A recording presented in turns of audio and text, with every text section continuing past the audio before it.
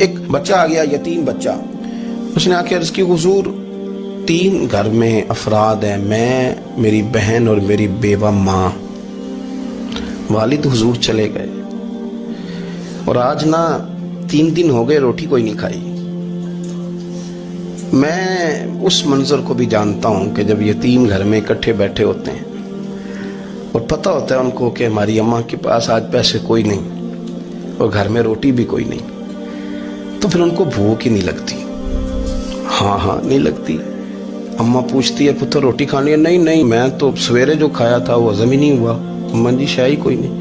یہ پردے اس طرح کر کے بچائے جاتے ہیں. ایک دوسرے کو تسلیاں دینا، ایک دوسرے سے پیار کا بڑھ جانا، ایک دوسرے کے لیے جذبات اور طرح کے بن جانا حکمت الہی کے تقاضے ہوتے ہیں. یا رسول اللہ صلی اللہ تعالی علیہ وسلم بیوہ ماں ہے، یتیم بہن ہے، 3 دن سے کھایا کچھ نہیں. قربان جائے وہ گھر جہاں سے کائنات کھاتی ہے ساری. حضور نے فرمایا بلال جا کے ساری ازواج مطہرات سے پوچھ گھر میں کیا ہے.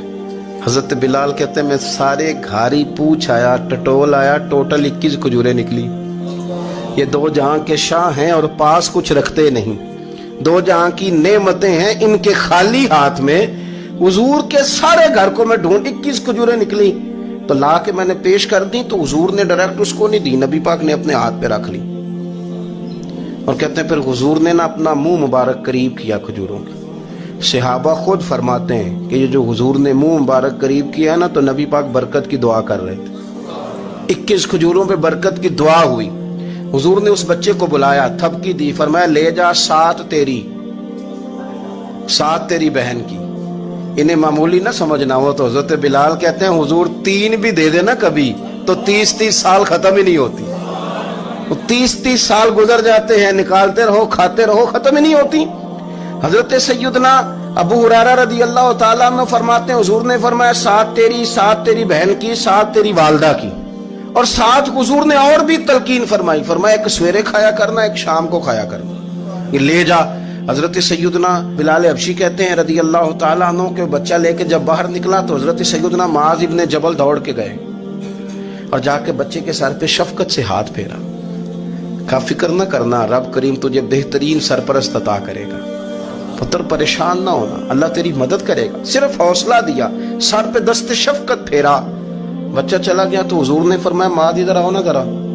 یا رسول اللہ حکم ہو. فرمایا کس چیز نے تمہیں اٹھایا بچے کے سر پہ ہاتھ رکھنے کے لیے؟ کس نے تمہیں کہا؟ کس چیز نے تمہیں اٹھایا جو تم بچے تک پہنچ گئے؟ عرض کی یا رسول اللہ وہ جو میرے دل میں اللہ نے یتیم کے لیے رحمت رکھی ہے نا اس نے مجھے اٹھایا تھا. اور میں نے جا کے اس کے سر پہ دست شفقت پھیرا تو حضور فرمانے لگے سن پھر، جو کسی یتیم کے سر پہ خالی ہاتھ بھی پھیر دے، جتنے بال اس کے ہاتھ کے نیچے آئیں گے نا رب اتنی خطائیں معاف کرے گا، اتنی نیکیاں دے گا، اتنے درجے اس پہ بلند کر دے گا. خالی دست شفقت ہی پھیر دے. دینا دلانا تو بعد کی بات ہے، اس کا خیال رکھنا. تو یہ جو ہمارے مدارس ہیں نا ان میں اکثر بچے غریب ہوتے ہیں، لیکن کچھ بچے تگڑے گھروں کے بھی ہوتے ہیں، مالدار گھروں کے بھی ہوتے ہیں. اس میں اگر کوئی ایسا بچہ آ بھی جاتا ہے نا جو یتیم ہے، کمزور ہے، تو وہ اپنے آپ کو محسوس نہیں کرتا کمزور، کیونکہ وہ یہ نہیں سمجھتا کہ میں یتیم خانے میں آیا ہوں. اس کے ذہن میں مائنڈ سیٹ یہ ہوتا ہے کہ میں مدرسے میں آیا ہوں اور میں پڑھنے کے لیے آیا ہوں. اور چونکہ وہ کچھ وزادار بچے، مالدار بچوں کے ساتھ وقت گزارتا ہے، اسی دسترخوان پہ بیٹھ کے کھاتا ہے، اسی کلاس میں سب کے ساتھ بیٹھ کے پڑھتا ہے، تو اس کی عزت نفس مجروح ہونے کی بجائے طاقت پکڑتی. وہ برابری کی سطح پہ جب آتا ہے تو اسے محسوس ہوتا ہے کہ مجھے عزت دی جا رہی.